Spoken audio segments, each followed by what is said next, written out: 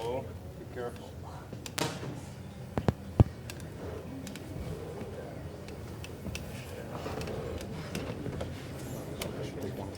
Yeah.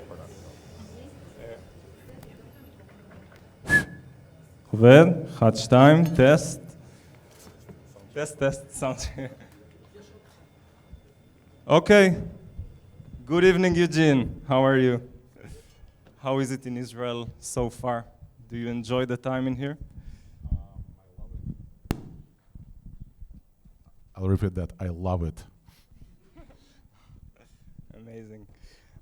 So Eugene, let's start with your personal story.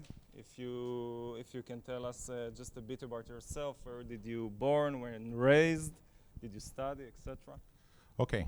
So first of all, hi everybody. This is such a great honor to be here. And thanks Startup Grind and that guy specifically, Shahar, for inviting me. This is my 5th time in Israel, but my 4th time in Israel was 15 years ago. So I have a lot of catching up to do. I have a little bit of excuse that I was working very hard at the startup, but it's not really an excuse. So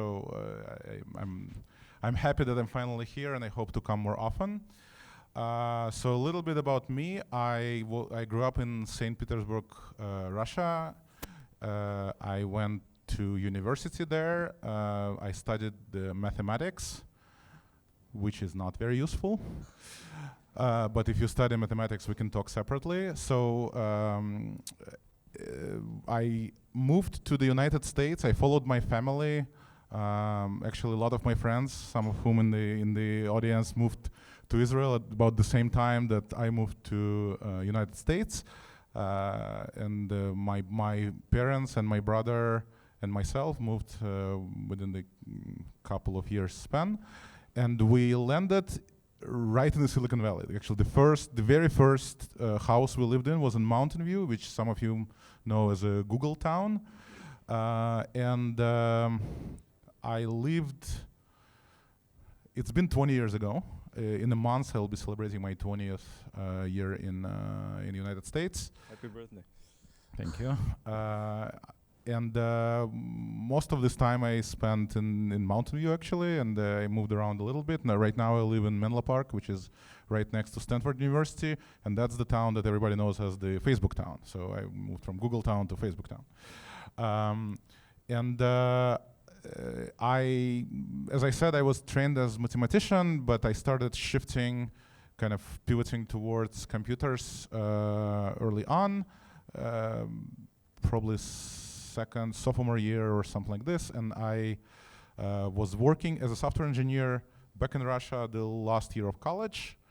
So when I moved to the United States, that was in '99, and I don't know how many of you remember year '99, or were in the US in the year '99. If you knew how the computer keyboard looked and what the monitor is, you were hired right away. So that was very easy. So I was very lucky to come to the center of the computer industry at the peak time. Did you plan to do it like that? I mean, did you? Honestly, no. Remembering my kind of teenage years, I couldn't project much further than like a week away. So the reason I chose to go to study math is because I had good friends go there, and we decided to go together. The reason I got into computers is because a good friend of my brother grabbed me and just said, yeah, I'm going to teach you computers. And I said, I okay. guess things happen for a reason. Things do happen for a reason. I agree. I do believe that.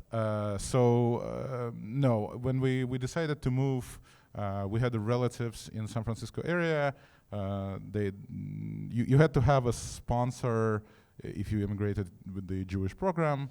So they were our inviting party, and we came to them. Actually, my brother moved first, and we were supposed to land in San Francisco, but his friends were living in Silicon Valley, and they told him, don't do it, just go here. They helped him rent a house and helped him find a job. And everybody followed him, so we were lucky to kind of, from day one, to be right in the center of everything. I spent the next 11 years not working for internet industry, and this is something that eventually got to me. So I worked at the 3 companies during this span. The first 2 of them were very much connected to Israel. One had the group in Israel, and I was there was just a few people in California, and majority of the group was in Israel.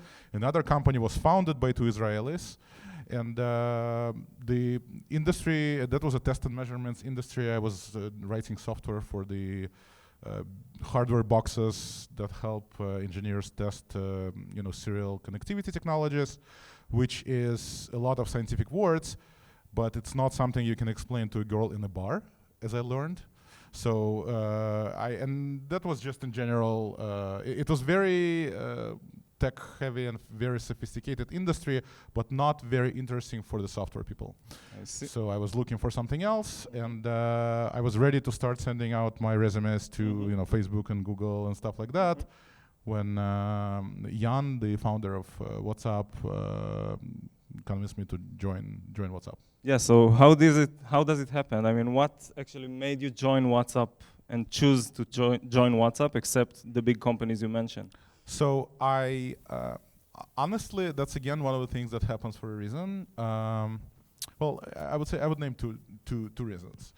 So number one, I really wanted to move into the internet industry. I lived next to Google, and I was really bugged by the fact that all these great things are happening, and I'm not part of that. I was really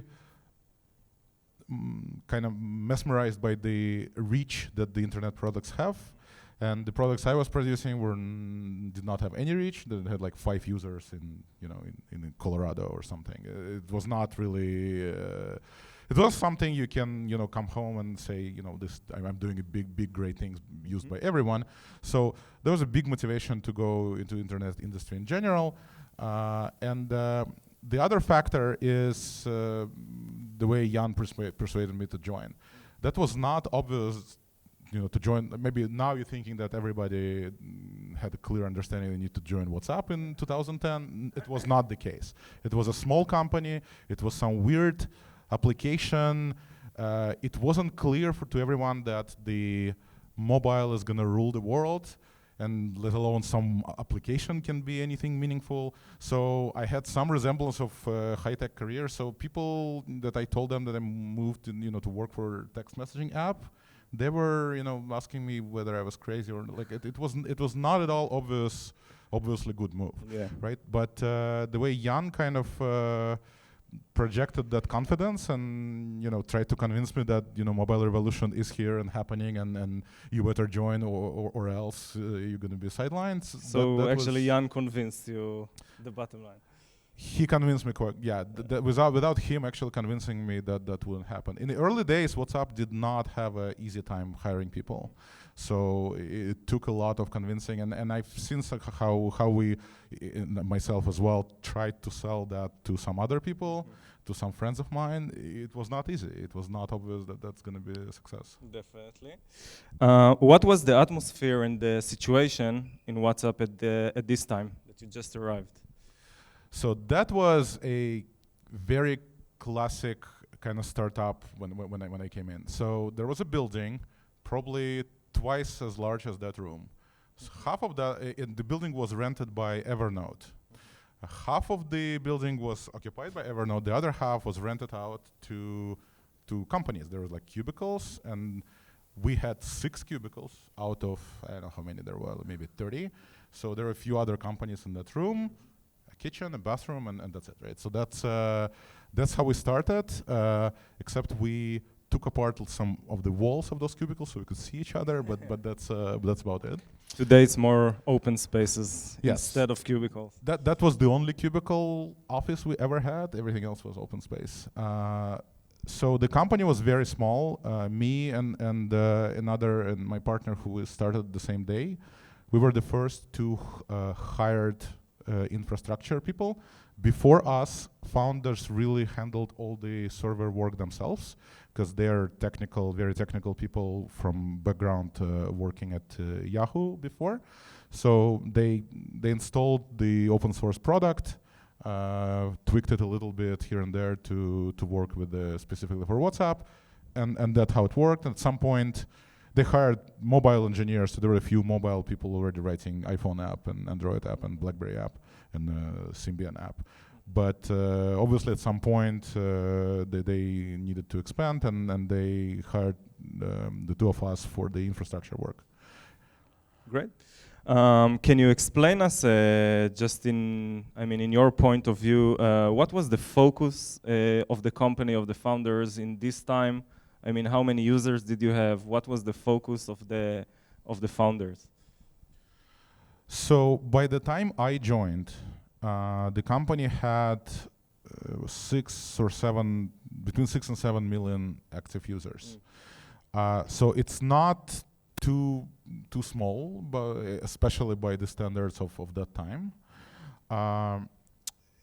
And if you asking about whether making money was the focus or something like this, we were lucky that by that time we were getting $1 for every iPhone app download. And that doesn't mean that we had $6 million in the bank, probably much less, but that was enough with the recurring revenue to kind of sustain the growth, to pay salaries, to pay for the servers, and pay for the SMS verification that was happening. Actually, the SMS verification was the main driver in the first place to get seed funding for the founders, because Jan started with his own money. He was out of job for more than a year. And then he had some savings to start coding and hire one person or two people. But then when he pivoted into messaging, when the messaging started really picking up in some countries, his daily bills for SMS, for just verifying people and onboarding new people, became really scary for a person that is out of work. Right, so when you pay like $300 a day and you're not working, that's a lot, right? So that's when he found a co-founder from his Yahoo network. Co-founder brought some seed money himself and found some more seed investors, and that's how they started. So by the time I joined, we were able to focus on the product, on working, on improving the infrastructure, and not caring too much about the kind of surviving day to day with the funds. Just something that is very interesting for me as an entrepreneur. Questions we're gonna take at the end. Like, you're gonna have at least 20 minutes, I promise you. But just keep it in mind, okay? Thanks. So something very interesting for me, as a small company with a few millions of users, did you have customer support? Did you used to get feedbacks and do? So customer support was absolutely a fundamental part of our operations. The first full-time customer support person actually came just a couple of months after me. Before that, Jan and Brian, two founders, did full customer support themselves. Actually, Jan's profile at LinkedIn said customer support at WhatsApp at the moment. That's what he was doing. So once we started growing, we only had email customer support, nothing, you could not call us. And the customer support volume started getting really high. We were getting a few thousand emails a day. And then, on a good day, if we had some problems in servers, we would get tens of thousands of emails. So obviously, that took a lot of effort to deal with that. We were writing some auto responses and some kind of logic around this. But that was very valuable source of bug reports, like real issues that we couldn't see, as well as some inspiration for some features and some feature work. Now, one thing I kind of want to tell the story that might be kind of valuable lesson for everyone.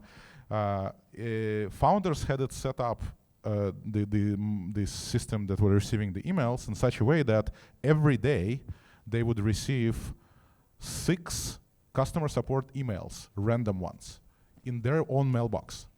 And they would deal with them themselves. So the founder of the company, when the company, and that, by the way, lasted for, 6 years. That would last till the company was like 200 people. So 6 customer support cases every day goes to the CEO's mailbox, and CEO is trying to deal with that case, communicates with customers, communicates with engineers if needed.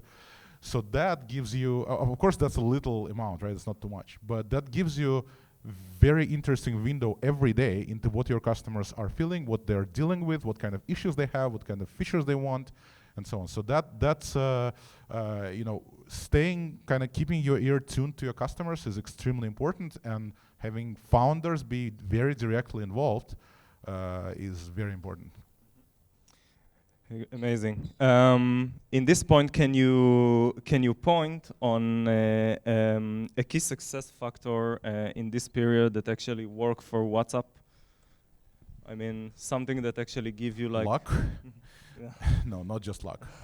So there are a few things that, if you look back, some of those things our founders realized them first. And now it's kind of everybody taking them for granted, but at the moment they were novel.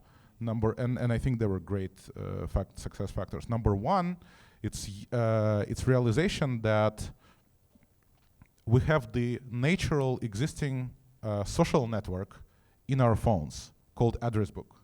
Because when anybody thinks about what the social network is, what the social graph is, everybody has this idea of WhatsApp, Facebook, or any other social networks, or messengers in a classic sense, like ICQ, where you had to find people and befriend them, and they friend you back, and that's how you create those edges of the graph. So what Jan thought of is, you have the address book, right? If I have you in the address book, that's a one-directional link in that graph. If you have me in the address book, that's the reverse link. And if you think about this whole thing together, that's existing social graph. You don't need to invent it. So the fact that you can tap into that eliminates very important and very painful step for people, namely friend discovery, right? Because every time you install any other messenger since the beginning of time, it's like, okay, I installed it, what next? How do I find who I talk to? How do I find who else has this messenger installed? WhatsApp completely solved that problem right away. And obviously now everybody is doing it, but WhatsApp was the first to do that. The other thing is that we right away focused on non-technical people. We really lowered the barrier to entry, and one of the most painful things for the internet services in onboarding people, whether you believe it or not, is username and password. Because you, in this room, probably everybody understands what username and password is. You can easily register to any internet service. But if you think about your grandmother, for her, especially if she lives in Sderot, as I learned today, it's really, really tough, right? It's for her, that's very complicated concept. It comes with a lot of complexities. You need to verify by email. You need to restore your password if you forgot it. It's very, very complex. And we offered, very simple entry. Your phone number, which most likely you remember, even the grandma, and nothing else. The password that lives deep inside our application is not something that our users even know about, right? So that, low barrier to entry and no barrier in terms of friend discovery, that allowed us very easy onboarding of users. And the other problem the other side of success is that, you heard it many times, you should solve the real problem, not a made up problem. So WhatsApp really did solve a real problem. That was the cost of SMS. And by the way, the United States, the country I live in, doesn't have this problem because for some reason people think that $20 a month is not a lot to pay for SMS, and that's why we're not popular in the US. But in other parts of the world where people are more kind of conscious with their money, SMS was just enormously expensive. You could spend, like 25 cents on a text message and maybe $1 on a media message. That's insane. How many messages like this you can send in a day, right? So WhatsApp came in, replicated the ease of SMS experience. It's very easy to do, and it's very easy to jump in, and looks the same, at least at first. It looks very much the same like SMS app on iPhone, and it's free, right? As long as you have access to Wi-Fi, which started being really available at the end of 2000s, like 2010, 2011. So it really struck the chord with a lot of users, and there was a lot of interest in free alternative to SMS. So those three, I think, the main kind of objective success factors for WhatsApp. Great. Okay, do you have a point? Did you have a point that you felt like the company going to fail, going to collapse, even when you had few millions of users every day? Every day? No, not every day. So, but we did have problems. We did have outages. We did have major issues. The first maybe couple of years were constant kind of fight for sustaining the growth and sustaining the scale. So from technical side, probably not fail completely, not die, but we were always worried about becoming unreliable, because that is what kills communication systems. If people cannot trust that your message will be delivered quickly and reliably, then people will switch to something else, right? So keeping infrastructure, both server infrastructure as well as the robustness of the application, keeping it top-notch is a super high priority, right? So yes, we had situations when things were not working well, and we tried to address it really fast. Again, we were lucky with the relatively stable revenue stream to keep paying for servers and for payroll and whatnot. But as far as technical issues, yeah, I remember very desperate conversations in meeting rooms about how we're gonna onboard next, 2 million users if we're struggling already. So it's good that we overcame that. Any tips for entrepreneurs that it's happened very occasionally that you felt like the world is going to collapse? Like keep going, or? Definitely keep going. See, if you fold on a single obstacle that you see, you're probably in the wrong business. You should be in a different place. If you talk about something, because I've been in the failed startups before. I had a garage startup that we did for 6 years and didn't go anywhere, and I was begging people to close it at the end, and they were begging me to continue, and so that was not healthy towards the end in any way. So yes, for sure, if things just not working out for you, fail fast, right? That's the no reason to continue pushing if it's clearly not working. But if you're in a 1 or 2 hiccups and you give up, then you're really not persistent. So depends on where you are, but keep pushing, but not forever. Amazing. So let's talk about the revenue stream that you mentioned. So what was and what is actually the WhatsApp business model? Okay, so that changed a little bit over time. As I mentioned, it started as free product.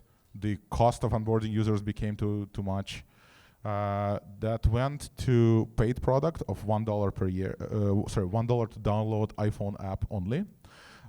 Google at the moment didn't even have payment system, and we were not ready for any monetization there. That continued for some time. Eventually, we flipped it. We made iPhone app free, but instead, on the Android side, we started giving 1 year of service for free, but then asking for $1 a year after that. The thing is that we never enforced it entirely because we never wanted to lose real customers. So for us, the value of you continuing to be in the network was higher than you paying us $1. So we really wanted you to continue being a user.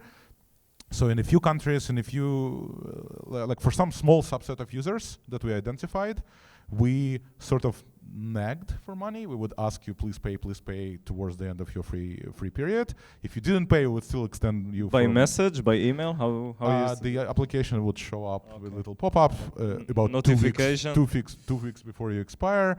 You could say, go away, I don't want to pay. Another one in a week, another one in 3 days, then 2 days, 1 day. Nothing happened after you just close the message? You continue. Yeah. But it was essentially an attempt for you to kind of realize that we need money to run the service, and some people did go through that completely and got extension for another month, and then another 2 weeks later we start nagging. Yeah. But some people did pay.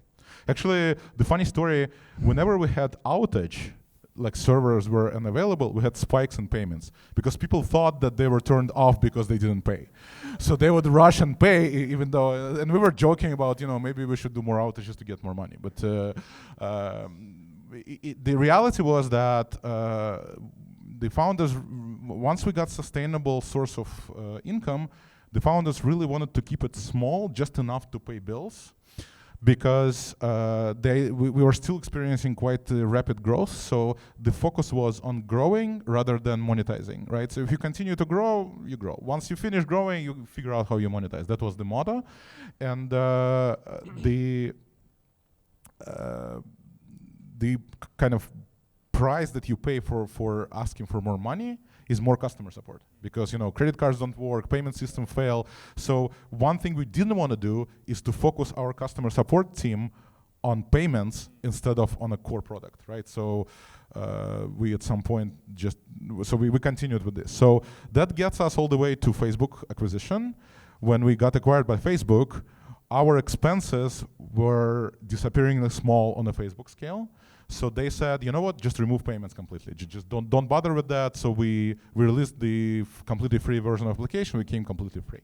And what do you think about adding ads to WhatsApp? Do you have That's a great question. So advertisement, and you probably read all these manifestos that WhatsApp put on the front page and all this. Ads are really not great for a mobile product. Figuring out how to make it right is tough. Interjecting messaging with this is really tough. So we tried to avoid it as long as we could. A lot of efforts were kind of began while I was still there, which, by the way, I'm not there anymore. I left 6 months ago, so just to make it clear, and I'm not speaking on behalf of WhatsApp. But while I was still there were a lot of efforts to bring businesses on the platform, to allow better communication between businesses and users. And that would eventually lead to monetization from the businesses. The advertisement idea is being played with on and off. One of the ideas was to do it inside the status product, which is the stories product. I can't comment on when or if that's going to happen. But I think WhatsApp is standing relatively firm on not injecting ads into the messenger part itself, into the conversations and groups, and I'm thankful for that. Great. Let's talk about scale. What do you think is the most challenging issue that you handle as a small company in scale? I mean, this is this is a period that a lot of startups and a lot of entrepreneurs fail eventually, and I want to hear your point of view. So we had probably unconventional approach to scale. Namely, we definitely had to scale the product and the infrastructure, right? If you don't do that, you die. But what we tried to do in parallel is we try not to scale the company, right? We try to keep the team small. And that's what is not conventional. Usually companies grow together with their product, they hire more people, they grow like crazy. We, in 2011, we grew from 10 million users to 100 million users. So we 10x increased our user base, and the company probably added, 3 or 4 people in that year. So, and that was specifically formulated as a goal, because the larger your team, the more complex, the harder it is for you to move, right? All the decisions take a lot of time. You introduce levels of management. You lose the efficiency of a small group. And on the infrastructure side, we did a lot of effort specifically to keep the team small. The problem is, if you have a lot of servers, you cannot keep the team small. You need to run operations, you need to run automations, there's just layers and layers of things. So if you want to keep small server team, you need to keep small server footprint. But if you need to keep small server footprint and at the same time serve I know 300-400 millions of users, you need to make sure that your servers are super efficient and capable of handling a lot of users on a single server. So that was formulated as a goal for the infrastructure team, and we worked very hard on that, and we achieved great results. We could squeeze a couple of million users on a single host. So that's that's a great effort, and we're very proud. By the time we were acquired, the entire server team was 10 people. 10 people serving 500 million users, right? Any tip for entrepreneurs that are in this stage right now? Keep your team small. If you can, well, so if you can keep your company private, keep it private. If you can keep your team small, keep it small. There are exceptions to that because for some businesses, for some verticals, it just doesn't work. Oftentimes, your business is maybe customer support heavy, so you cannot do this, or sales heavy, right? So you have to do what you have to do. But growth, just because of growth, in terms of your company, I don't buy into that. If you only need to grow because you want to have a nice office and you want articles about you in papers, that's a wrong move to grow. You need to grow when you really need more people to execute faster or execute more tracks in parallel, something like this. Just growing for growing, I would advise against that. Great. Okay, let's talk about a little bit more about WhatsApp. So what do you think is the actual impact of WhatsApp on the world? I mean, it's an app that serves billions of people today. You guys can probably tell me more about WhatsApp impact than I can tell you, because WhatsApp was extremely popular in a whole bunch of countries, and Israel is a great example of that, whereas nobody around us in Silicon Valley even knew that word. So that's why, when acquisition happened, that's why everybody was so surprised, because they thought that, somebody is laundering drug money or something. They couldn't believe that something is being bought for so much money when nobody knows what it is. So we knew that our customers are abroad in Brazil, in India, in Israel, in Middle East, or like all the countries in the Middle East and Asia, and every day we would receive the stories about how WhatsApp helps with this and that, and coordinating efforts on like natural disasters or terrorist attacks or stuff. So it's every day it was very, very kind of rewarding to read those kind of stories, and our customer support was diligent enough to deliver those to engineers, because the problem with customer support, by the way, people very rarely take effort to write "thank you, you're doing a great job" in the customer support. More, they will write "your product is crap because it's broken here and here and here," right? So if you just read your customer support queue, it's very likely that you will have very negative kind of set of emotions from that. So it's important to know who your customers are, how they enjoy your product, and celebrate that. That's very, very important. And more in the personal point of view. I mean, how did you felt when you actually built this platform? I mean, how did you felt in your personal life, your family? How did it? On a personal level, when I caused the outage, and 4 million people get mad at you at the same time, it's a very powerful feeling. It's just, but jokes aside, it's just very, very rewarding feeling when you know that, like when I would go someplace, like I would travel to Mexico, and I'm in a cab, and I see the guy using WhatsApp. I'm like, yes, it's like, I mean, now you see it everywhere, but back then I took a picture, I sent it to WhatsApp group, like, see, I see WhatsApp in the wild. It actually exists. It's actually being used. It's like, we seriously, they deserve days we collected those, little confirmations of our work. But yeah, that was a great satisfaction to see that much impact on the world, for sure.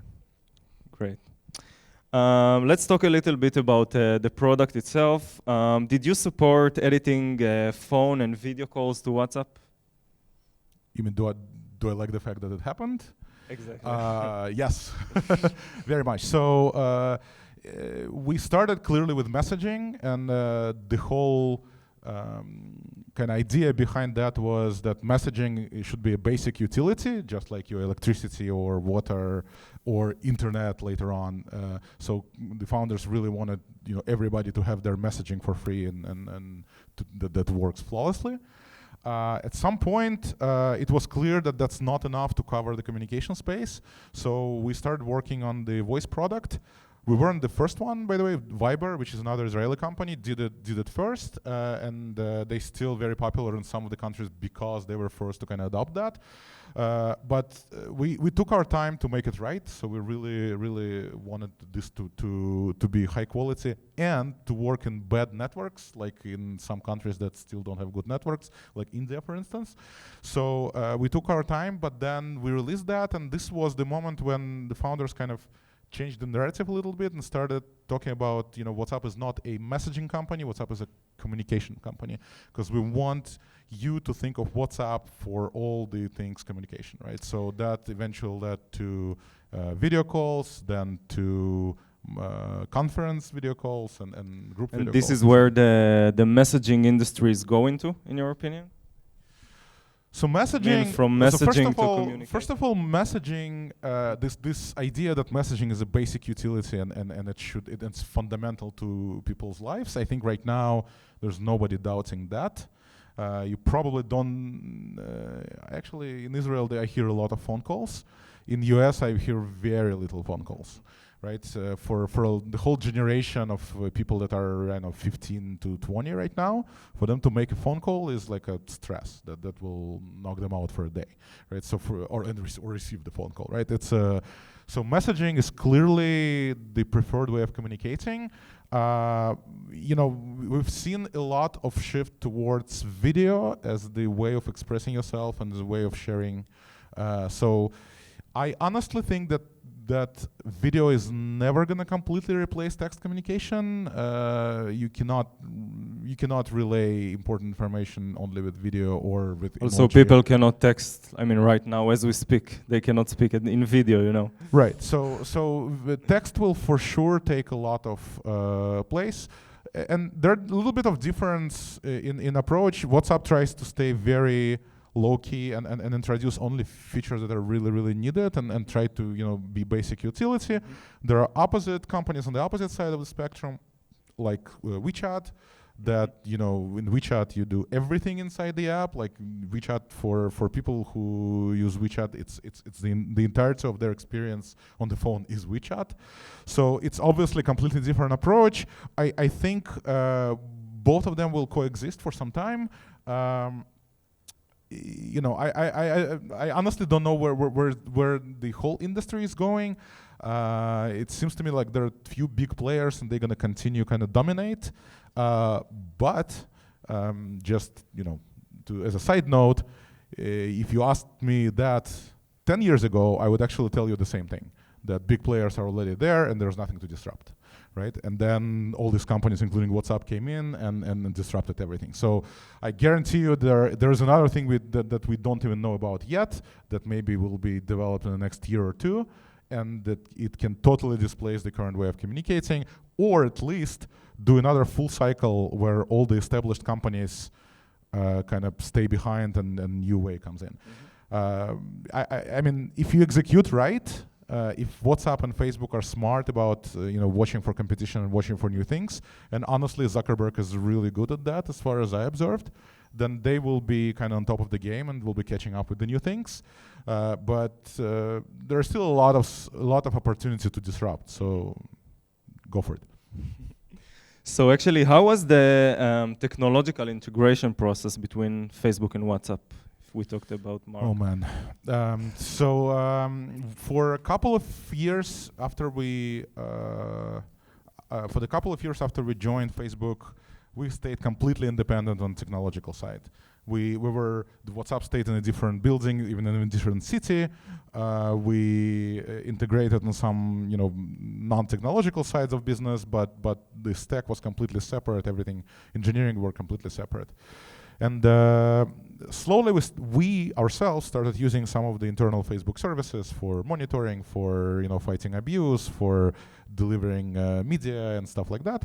And eventually, we actually decided that we need to migrate into Facebook infra by still keeping our product written in Erlang language that we used, but we wanted to run on Facebook servers, take advantage of their containerized server management system and configurations and all that. So that process took us 2 years, 2 full years of entire server group, which at the moment was close to 50 people, just dealing with this for 2 years. So that's I will write a book one day about this. It was really educational. It was really painful. Imagine that you're flying in an airplane and you need to replace all your engines in flight, right? You still have 1.5 billion users that you need to serve every day, that send billions and billions of messages every day. You need to figure out how you migrate your data. You need to figure out how you stay in this split state when 50% of your users are here, but 50% already here.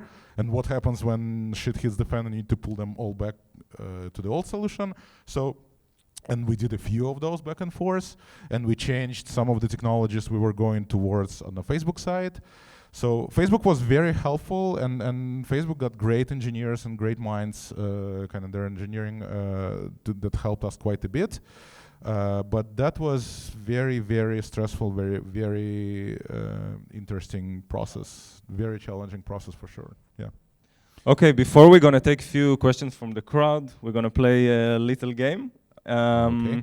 So it's gonna be a fast question. I'm gonna ask a question, or even just give you 2 choices, and you have only 1 word to answer. Cool? Okay. Okay. So let's start. Mark Zuckerberg. Can I answer with 2 words? Yeah. Very smart. Very smart. Okay. And Jewish. Very smart and Jewish. Yeah. Facebook or Instagram? Depends. I will probably say. Hold on. Only one. Just choose. I'll say Facebook. My wife will say Instagram. So. Okay. Future technology?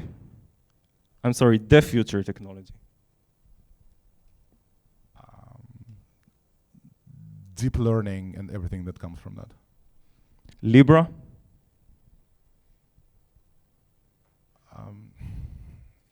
One word? Yes or no? Oh, yes or no? Yes. Yes? Okay, interesting. AI or ML? AI or ML? AI.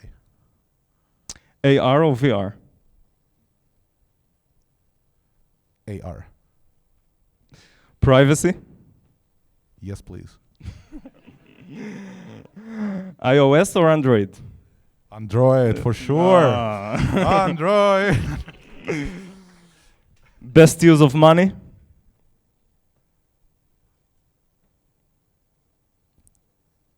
Interesting projects. Really? Thank you so much, Eugen. Thank you.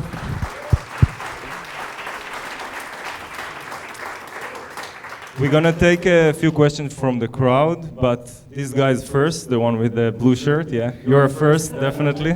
Yeah, Alex. First of all, thank you for the interesting lecture. And my question is, at the beginning you said you charge $1 for each download, at the very beginning.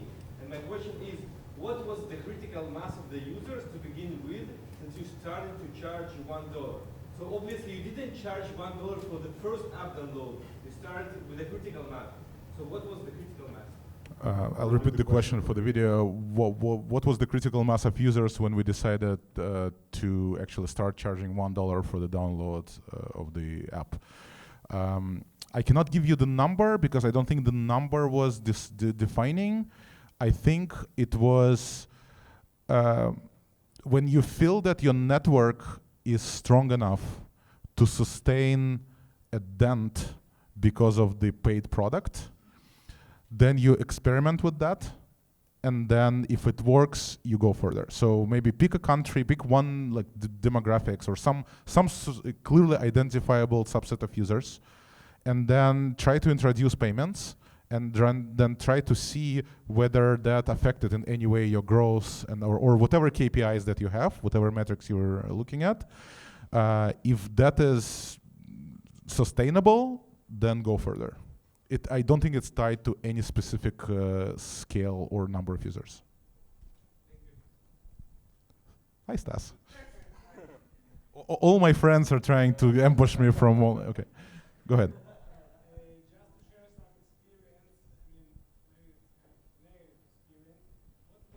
I'm not fixing any bugs anymore. That's it. I'm out of that company.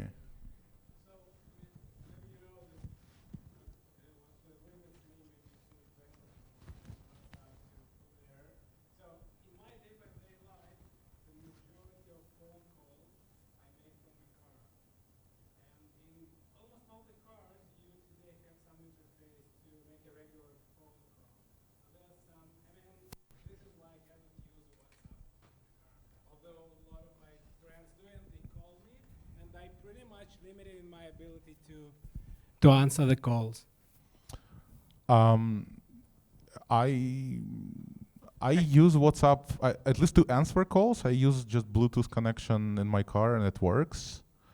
So I think there are few kind of wrinkles here.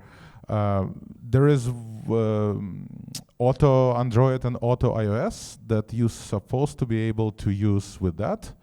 There is also special integration that WhatsApp did for at least for Android. I know that much, but I cannot really answer for sure. I don't know. Yeah, let's discuss it offline. Hey, Eugene, my name is Andrew. And about the time that you joined the company, I was living in a country, I think it was the top 2 or 3 most expensive telecom countries in the world, in the UAE. And WhatsApp went viral very quickly about 2011. And I remember the government shut it down temporarily and blocked it. And I was wondering if that was something difficult for a small team to deal with. I know that I remember hearing, I'm in startups, obviously, and I remember hearing that someone from WhatsApp was visiting the government there and working deals for it with encryption and stuff and giving them the option. You want me to confirm or deny deals with the government? No. I know it happened. I know. I'm just wondering if that was like a really scary, difficult thing for a small team to deal with at the time, like when governments come knocking. And short answer is yes, that was pretty scary.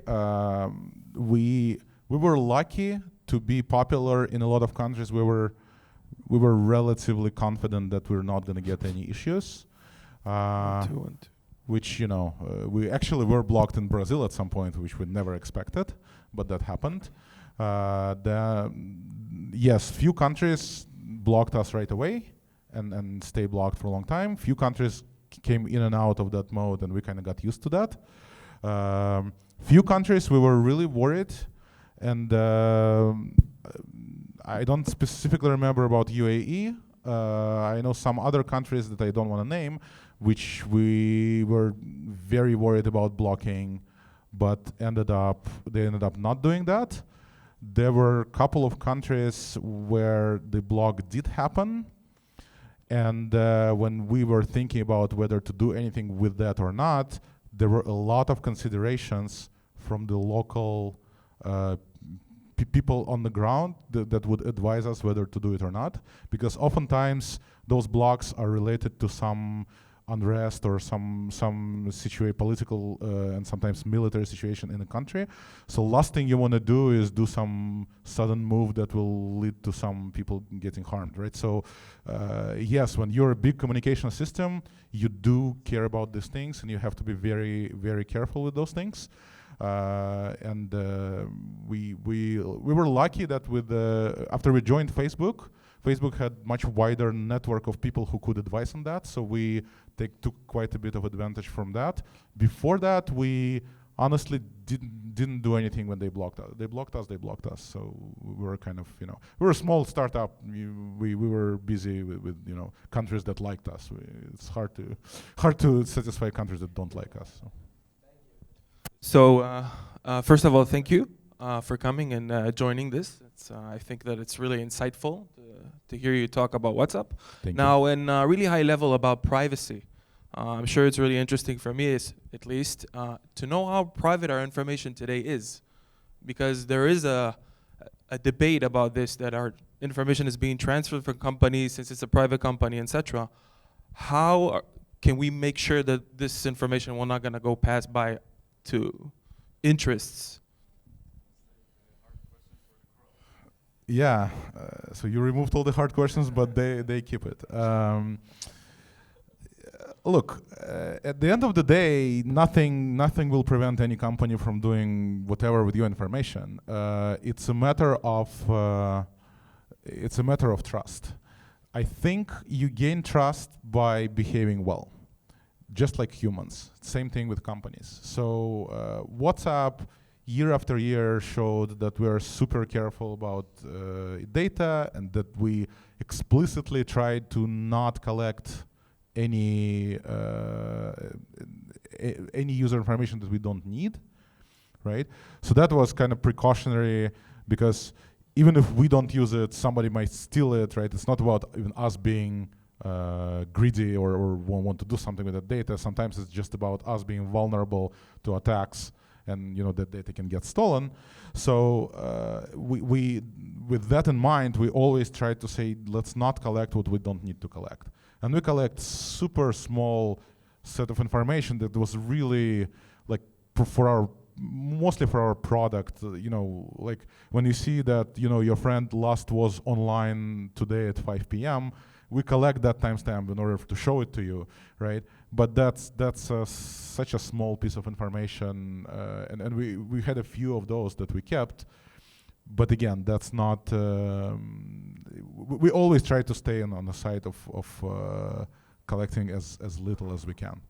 There are companies that do opposite side of things. So it's a matter of trust. I know that Facebook these days struggles a little bit with the trust. I actually know a lot of people inside. I mean, I got to inside look into Facebook. There's many very ethical people at Facebook. There are many people that are super concerned about access to data. There are absolutely draconian rules for employees of Facebook about how you get fired when you get that close to any user account that you shouldn't be looking at. So there's a lot of self-inflicted and kind of regulation that happens within Facebook. So it's unfortunate that Facebook became known for all these leaks and violations. Many of them were not out of bad faith. They were the result of not thinking through for all the scenarios, like Cambridge Analytica, for instance. Can I add one last thing just to that question? Is it regards to the encryption? Is it the encryption is related to the privacy situation? In WhatsApp? Yes. Oh, encryption was absolutely part of that story, right? We never wanted any government, including United States government, to see what people are talking about. So yes, we strongly believe in the right for private communication, and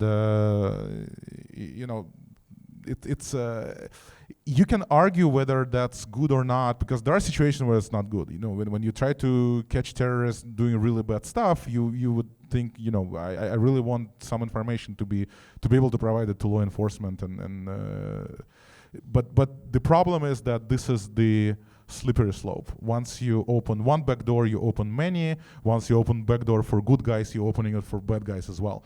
So staying pure in this, and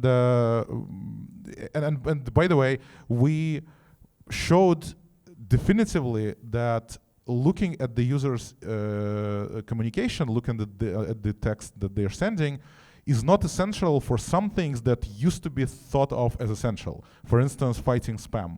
Right, so we were fighting spam and abuse. We just so happened that our new approach to fighting spam that involved Facebook and their machine learning system was rolling out at the same 6 months period that we were rolling out end-to-end encryption. right? So the person who was in charge of this effort, he was showing this graph at the conference of how, this is our rollout of end-to-end encryption, and this is our spam going down at the same time, right? So no, we proved very definitively that it's not, you can fight certain abuse without looking at the contents. So these days, it's a different challenge because we're not fighting spam. Everybody's focused not on spam, but more on fake news and some hoaxes and rumors and stuff like this, and interference with elections and other important civic processes. And the strong belief in WhatsApp team, and I share that, is that, again, that can be done without compromising end-to-end encryption. There's a lot of tools, there's a lot of behavioral things that you can observe and work with in order to start tackling this problem. We proved it very well with the spam. I can totally see how that happens with the election interference and fake news as well. So if you can continue being a strong privacy advocate, yeah, for sure, we should continue doing that.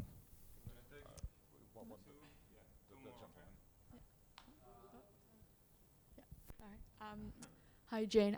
Just based on your experience with like Facebook, WhatsApp, and just working with startup companies, how would you define innovation? Yeah. How do I define innovation? I always wanna, and especially true in Silicon Valley. I haven't realized if it's true here in Israel or not. Oftentimes, the startups are trying to repackage existing stuff in a new way and present it as innovation. And that, for me, is a stretch. Having said that, whether I consider WhatsApp innovation compared to previous messengers, yes, I do. Whether it's also repackaging of the old ideas, maybe it is. But I think there's a significant difference from what it was before. If you I sometimes get very discouraged when I look at, ad optimization startup number 2055. It's like, oh, okay. For me, I understand that maybe you can make some money with that. Maybe you can make some money for some other people as well. Whether you're fundamentally changing anything or even, moving the world one, centimeter forward, I don't know. So for me, the big criteria is whether you actually making people's lives better, or making some technology breakthroughs, or like providing real value. If it's just about, I'll do another version of this, and then my goal is to pull 100 million users from this service to my service, but they're not significantly different, then I can't get myself excited about that. Hi, Eugene. Thank you for your time. I just you spoke very briefly about the technical underlayer of WhatsApp. When you came in, it was just what the founders had put together from open source servers, and when you left, you had completely put it in the Facebook infrastructure, let's say. Not completely. Our code still ran there, but the underlying layer. Sorry, but can you give a little bit of just an overview of maybe the changes that went in the middle of your time there, and basically if how the infrastructure changed, if you were hosted on cloud, or how that changed and how you see that. So let me thank you for the question. Let me, without boring everybody with all the technical details, we can talk separate. But let me give you one kind of example of because that's both the scaling problem and the interesting technological piece. The product that we had installed at first, that we started from, it had this way of when the new user logs in, you get added to this table that we called session table. That session table was replicated across all the front-end servers. When you add somebody to that table, every server had to reply and acknowledge that request. So the more servers you add, the more acknowledges you need to collect. That was a horrible situation, because that means that you cannot really scale by adding servers, right? You never want to be in a situation when more money doesn't fix the problem, right? You want to be in a situation where more money actually makes things better. So, and that was also resulting in very visible user visible effects, because average time of adding user to that table was 5 seconds, which means that if you receive a message from me, we send you a push notification, your phone shows, Eugen says hi, you click OK, WhatsApp starts up, and my message is not there, and it's not there, and not there, and not there, and only 5 seconds later, your message will appear. So people were very frustrated with that. That was what was happening right when we started.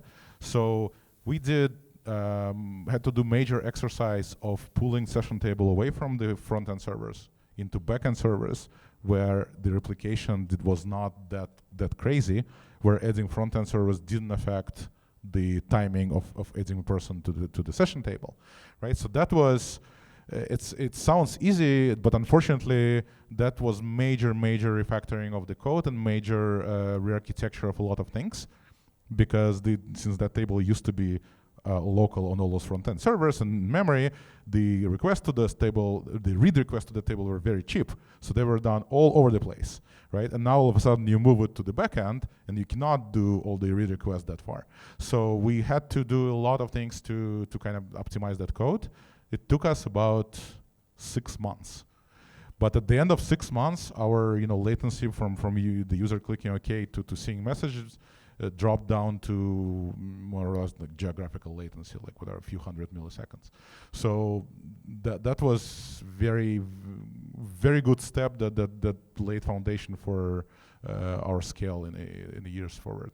I'm happy to talk offline about the details of the stack. One more? Okay. Hey.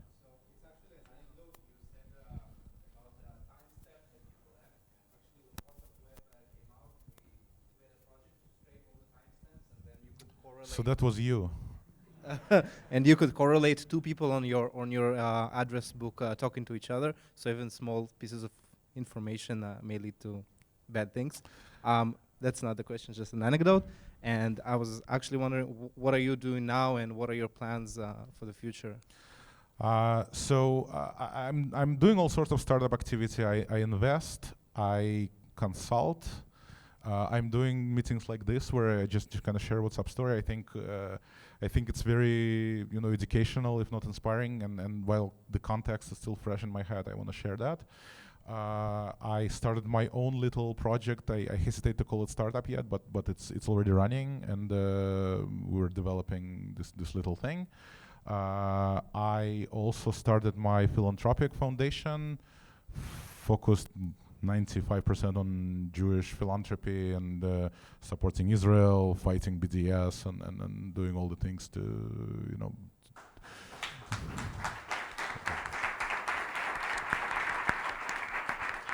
So maybe in 6 months I will get very bored and with this quasi jobs and will jump into something full time. But for now, that kind of fills my time quite a bit. Thank you so much, Eugen. Thank you, guys. And good luck to Israel startups. You're the best.